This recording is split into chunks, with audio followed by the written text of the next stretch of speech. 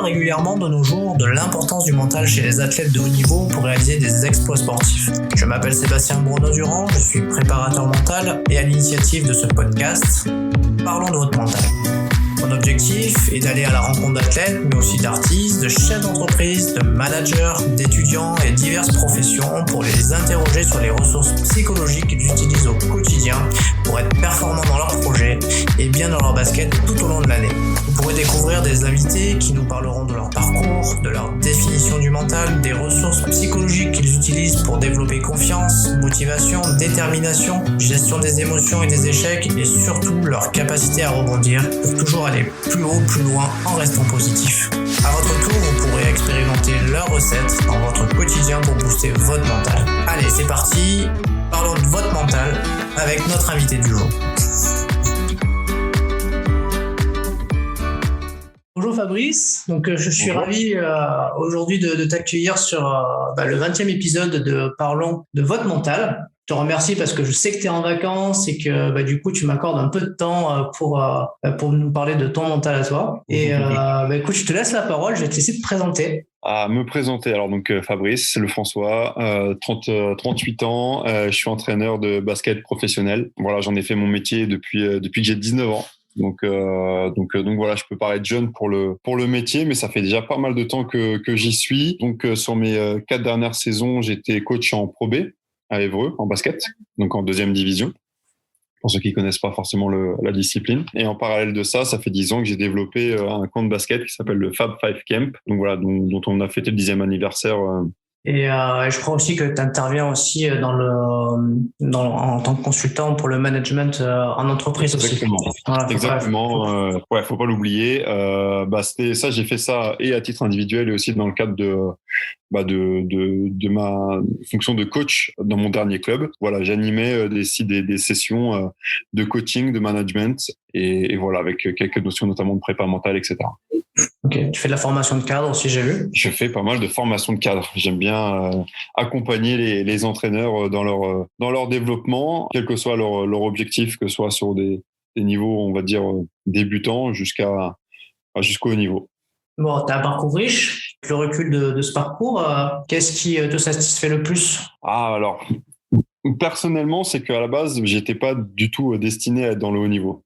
Et même dans le sport, on va dire plus. Voilà, j'ai un parcours où étant petit, j'ai eu des problèmes entre guillemets de santé, où j'ai été même immobilisé, interdit de faire du sport pendant de longs mois, pendant 2 ans, à 5-6 ans.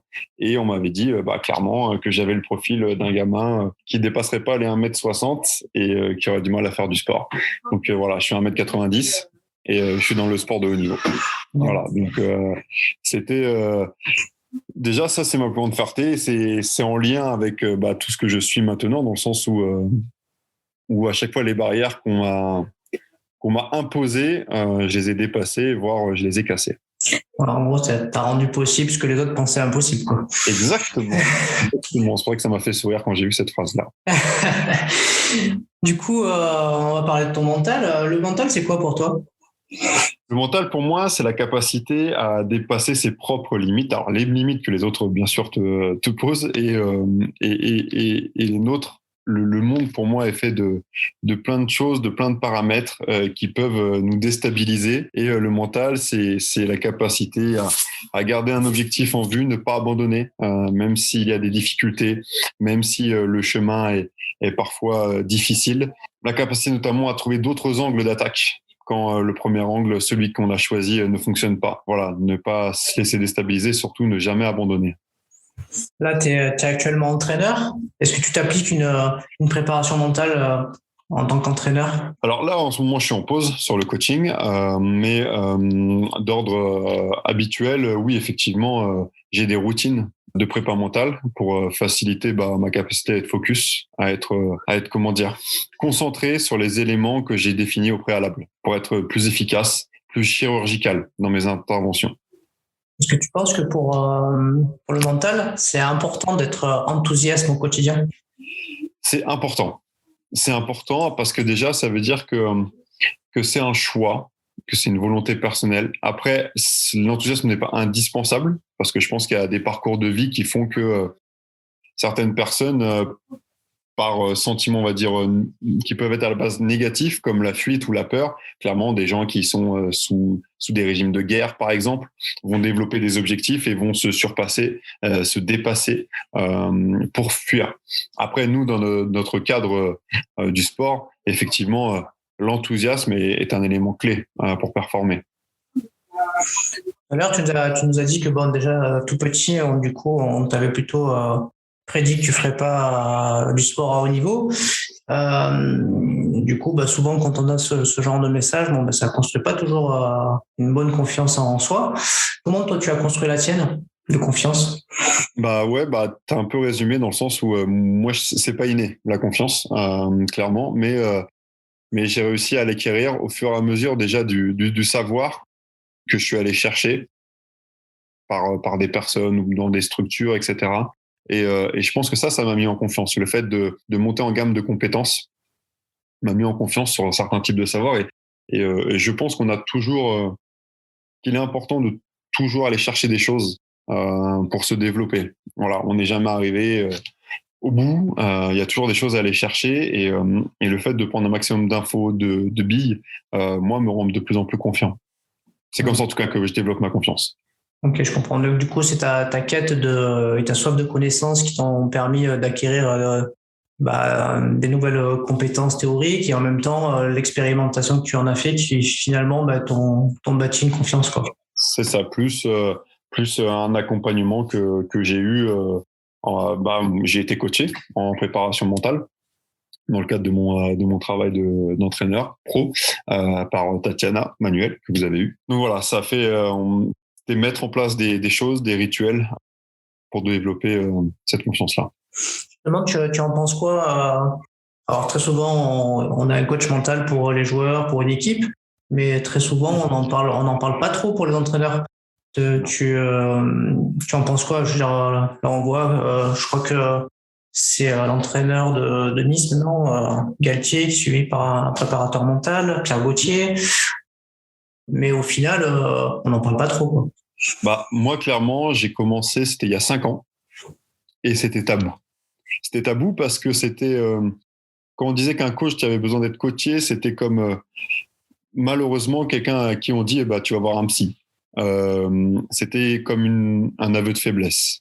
Sauf qu'en fait, c'est pas du tout le cas. C'est pas du tout le cas dans le sens où encore une fois, chaque personne, quel que soit son niveau, en tout cas dans mon opinion, chaque personne a besoin d'être coachée.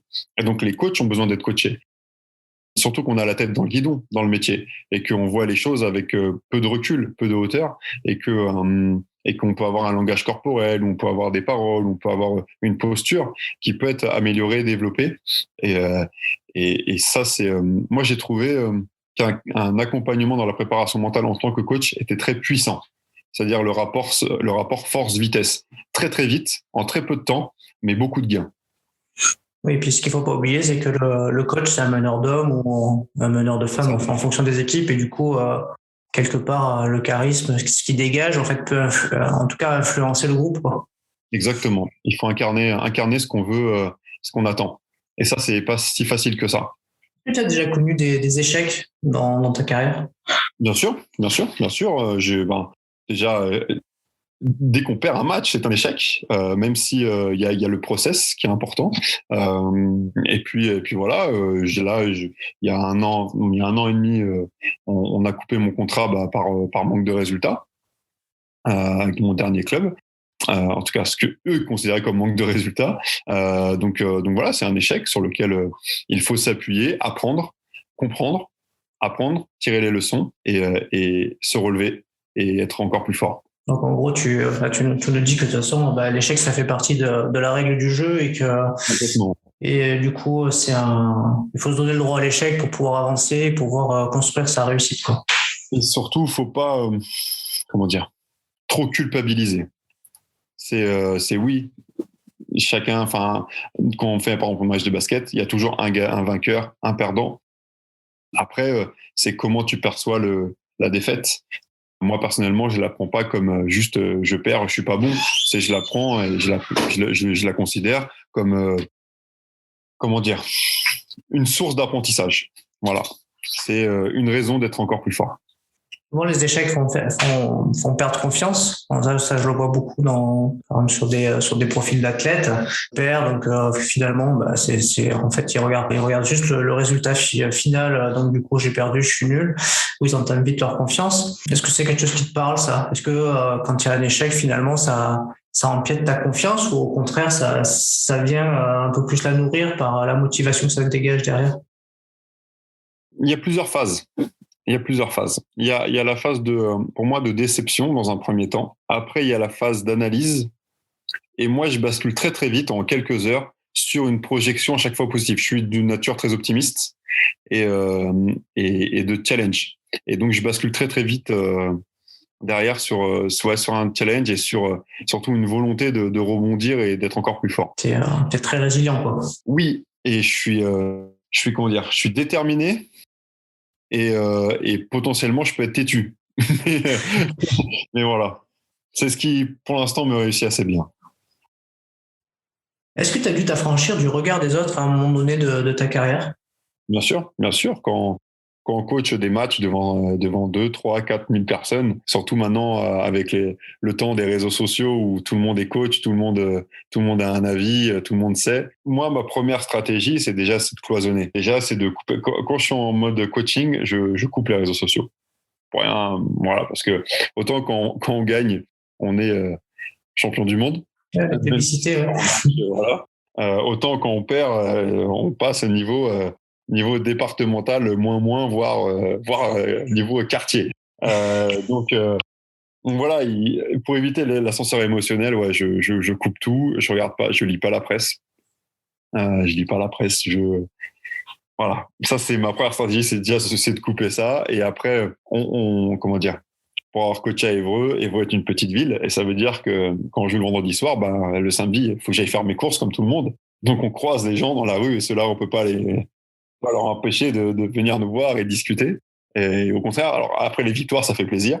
Après les défaites, c'est comment on prend le regard des gens. Et à un moment donné, il faut se mettre à leur place aussi, que c'est naturel d'avoir un jugement sur la performance. Mais moi, après, dans mon fonctionnement, c'est aussi de savoir ce qui s'est passé, de faire le point, encore une fois, avec du calme.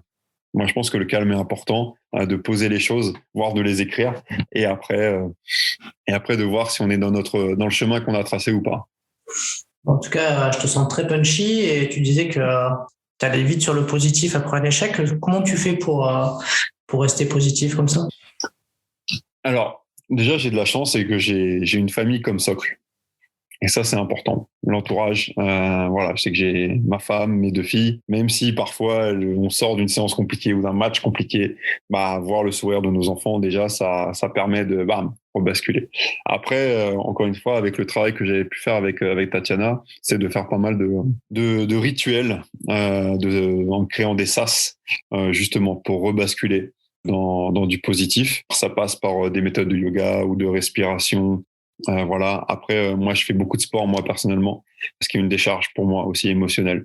Donc voilà, grosso modo, c'est les 3 facteurs, soit famille, sport et on va dire relaxation, yoga, respiration. Tu fais quoi comme sport pour décharger? Triathlon. Triathlon. Ah oui, c'est dur, ça. Donc un truc où je me mets un peu mal, ouais. Un truc où je me mets un peu mal. Ah oui, c'est faut. Et puis ça n'a strictement rien à voir avec le basket. C'est vrai. Et c'est pour moi, c'est sortir de ma zone de confort. Et c'est aussi une bulle d'oxygène, parce que les gens que je croise ne connaissent pas du tout mon parcours en tant que coach de basket. Et c'est intéressant de voir un regard différent.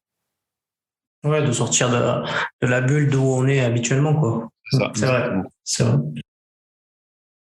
On va parler un peu de motivation. Est-ce que tu as des trucs pour te motiver quotidiennement? Moi, je me challenge. Dans le sens où, au-delà de parler de motivation, le challenge pour moi, c'est quelque chose de positif.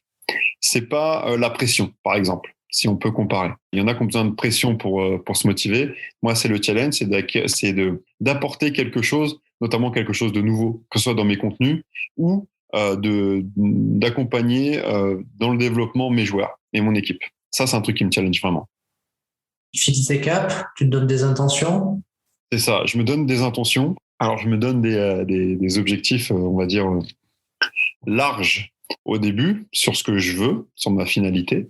Et chaque jour, je me fixe 3 intentions. C'est-à-dire que j'ai une technique, un rituel le matin, clairement, de respiration, etc. Et je me fixe mes 3 intentions de la journée. C'est quoi tes 3 intentions de la journée d'aujourd'hui? Mes 3 intentions, alors je suis en vacances.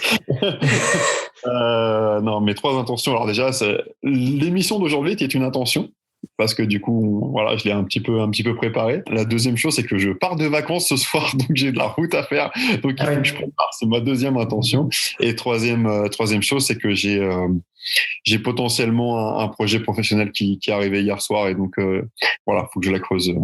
Ah ouais, une potentielle bonne nouvelle. Potentiel. À suivre. Exactement. Est-ce que selon toi, il faut un plan pour réussir? Il faut des objectifs. Un plan, pour moi, c'est restrictif. C'est voilà, il faut des objectifs et encore une fois, il n'y a pas forcément qu'un seul chemin pour l'atteindre. Donc voilà, parce que il peut y avoir des travaux sur une route à un moment donné et on doit prendre une voie secondaire, etc. Le seul truc, c'est être en accord avec ses valeurs et ne pas se dénaturer pour atteindre ses objectifs. Moi, je sais que je viens d'un monde où le sport de haut niveau n'est pas quelque chose de très propre, entre guillemets, parce que c'est pas très vertueux. Il y a des gens qui sont prêts à faire beaucoup de choses pour atteindre leurs objectifs, qui correspondent pas forcément à moi, mon code de valeurs. Et en tout cas, voilà, moi, je me tiens à respecter un certain nombre de choses. C'est pour ça que tout à l'heure, quand je parlais de challenge, notamment l'aspect projet est important. Je suis pas dans une situation où la problématique dans un premier temps est de travailler à tout prix. C'est d'être dans un projet qui, moi, aide à mon épanouissement personnel et aussi à celui de ma famille.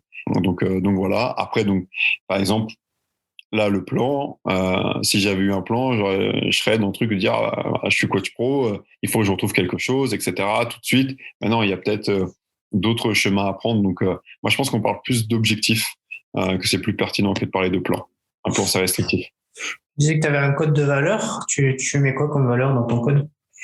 Honnêteté, loyauté, investissement. C'est trois belles valeurs.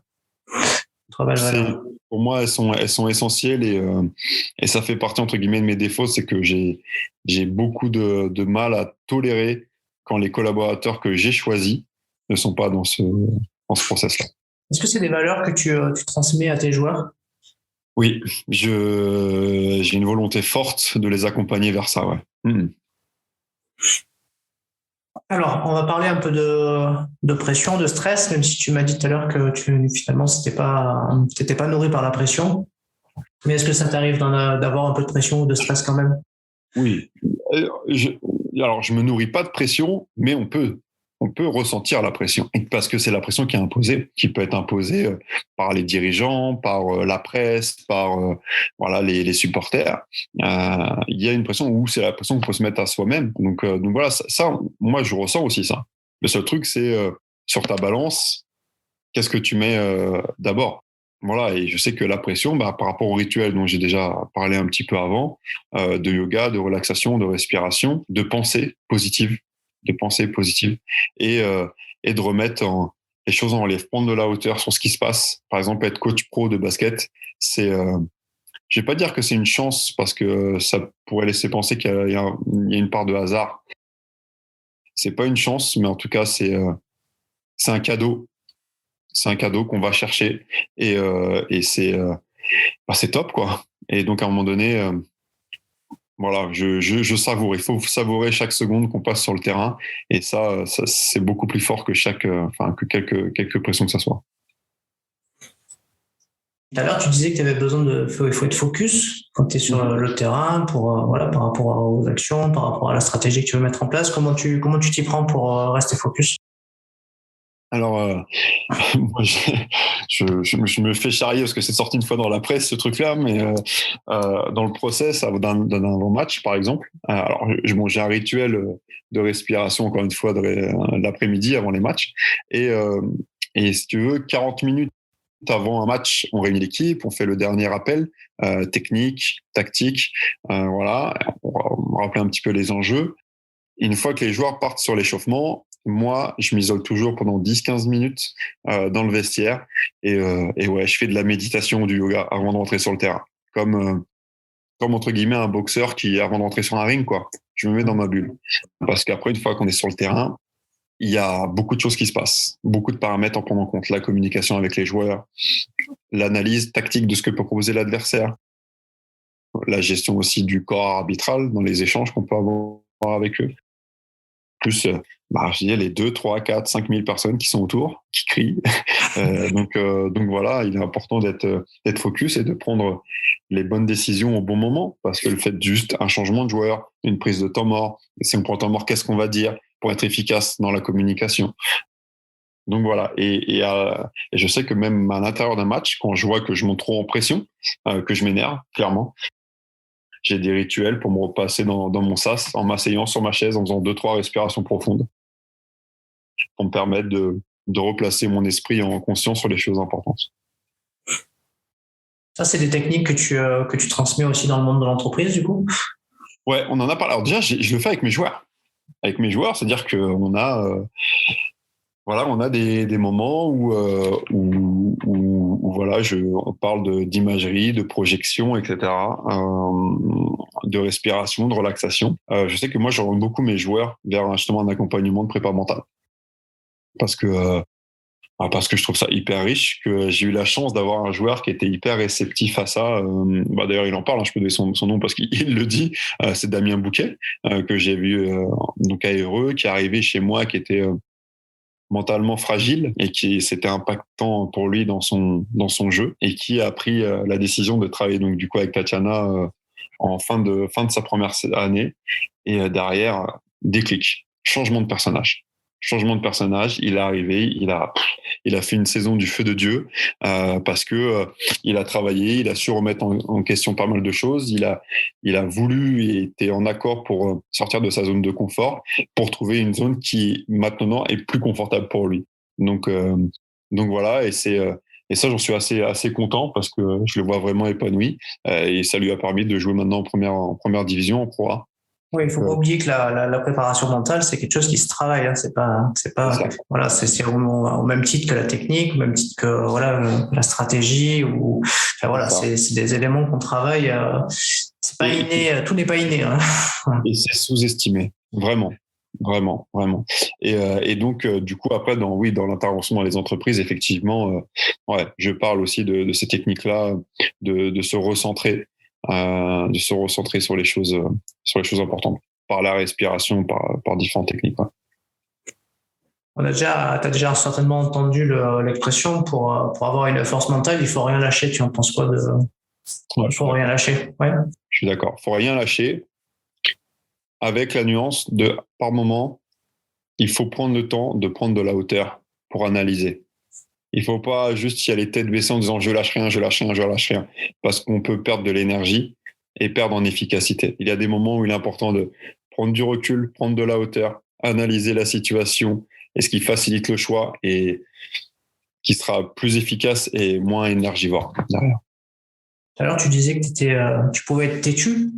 Et moi, souvent, têtu, comment dire, dans les athlètes que je peux rencontrer, ou les entraîneurs, ou même des gens qui ont des grandes entreprises, je trouve que les gens, en fait, qui sont têtus, je les trouve plutôt, je l'associe plutôt au terme détermination. Ils sont déterminés, en fait. C'est en ça qu'ils sont têtus. Et est-ce que tu vois la détermination comme un facteur de réussite? Complètement. Ça, pour moi, c'est le facteur numéro 1, c'est la détermination. C'est la volonté d'aller chercher quelque chose, et d'être conscient de ce qui est indispensable de mettre sur la table pour y parvenir. Parce que tout le monde dit oui, moi j'aimerais faire ça. Tu prends un gamin qui commence le foot et dit ouais, moi je veux jouer quand même pas. Ok, d'accord. Mais est-ce que tu es capable de mettre sur la table pour y parvenir? Est-ce que tu es capable le soir d'aller t'entraîner au lieu d'aller traîner avec tes copains? Est-ce que, je sais pas, quand tu as 12, 13, 14 ans, que tes copains commencent à tester la cigarette, est-ce que tu es capable de dire non, moi ça m'intéresse pas, dans un premier temps, j'ai des objectifs, je peux pas? Ou est-ce que pour entrer dans une structure de formation, dans un centre de formation, tu dois avoir des bons résultats scolaires, est-ce que tu es capable de dire non, je vais pas jouer avec mes copains parce que je dois travailler à l'école, parce que mon objectif c'est d'y aller? Et c'est ça, la différence, elle est là. C'est les joueurs qui arrivent sont ceux qui mettront le plus de choses sur la table, en tout cas parce qu'on est malheureusement dans une compétition les uns contre les autres et qu'il y a peu de spots pour beaucoup de prétendants. Donc voilà, pour moi, c'est ça la détermination. C'est ceux qui sont capables de mettre le plus de choses sur la table pour parvenir à un objectif, sans se dénaturer. Les valeurs. Ok. On arrive sur la fin du podcast. Tu viens de nous parler un peu des jeunes. Si tu devais leur donner des conseils à ces jeunes qui ont envie de devenir basketteurs professionnels, tu leur dirais quoi? Il faut s'accrocher à ses rêves. C'est-à-dire qu'il y a beaucoup de gens qui vous diront « Non, tu peux pas. Non, tu peux pas. » Pourquoi ? Parce que déjà, eux, par leur expérience, ont peut-être vécu quelque chose qui ont été un frein, mais que la vérité d'une personne n'est pas pour l'autre personne. Et que tant que c'est possible, il faut s'accrocher. Le seul truc, c'est que si on dit qu'on a un objectif, il faut tout mettre en place pour y arriver. Voilà. Et qu'il n'y a pas qu'un seul chemin. Il n'y a pas que pour être joueur professionnel, il ne faut pas être obligatoirement passé par un centre de formation. Alors oui, c'est facilitant, mais il y a d'autres chemins. Est-ce qu'il faut avoir fait le pôle espoir ? Oui, c'est facilitant, mais il y a d'autres chemins. Et c'est pour ça qu'il faut toujours s'accrocher. Il y a tellement de joueurs qui sont sortis vers le haut niveau alors qu'ils n'étaient pas prédestinés, qu'à un moment donné, ça vaut le coup de s'accrocher. Ça vaut le coup de s'accrocher. Croire en ses rêves tout le temps. Bon, pour clôturer le podcast, est-ce que tu as une citation qui te guide dans ton quotidien, une citation que tu ressors souvent, même peut-être dans tes plaidoiries avec tes joueurs? Ouais, alors j'aime bien dans les vestiaires, chaque année, mettre une phrase différente.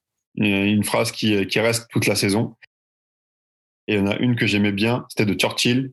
Là où il y a une volonté, il y a un chemin. Ah oui, voilà. Encore un chemin. Toujours. Dans le chemin. Bah, écoute, Fabrice, je te remercie du temps là, que tu as pu nous accorder. Merci. Pour ceux qui écouteront sur le temps de tes vacances. Donc, du coup, je vais te laisser remplir tes 3 objectifs de la journée. Tu as fait le premier. C'est ça, j'ai fait le premier. Il te reste les bagages et le projet professionnel à venir. Et je croise les doigts. J'espère que ça sera une bonne nouvelle. Et puis, on va suivre ça, quoi. Ça marche. Merci beaucoup. Merci pour l'invitation. Merci, Fabrice. À bientôt. À bientôt. C'était Parlons de votre mental, votre podcast pour explorer les ressources psychologiques et outils de préparation mentale utilisés par nos invités qui, j'espère, t'auront inspiré pour les expérimenter dans ton quotidien. Si toi aussi, tu souhaites partager tes expériences et comment tu t'y prends pour booster et muscler ton mental, n'hésite pas à me contacter. Et si tu as apprécié ce podcast, je t'invite à le liker, laisser un commentaire et à le partager.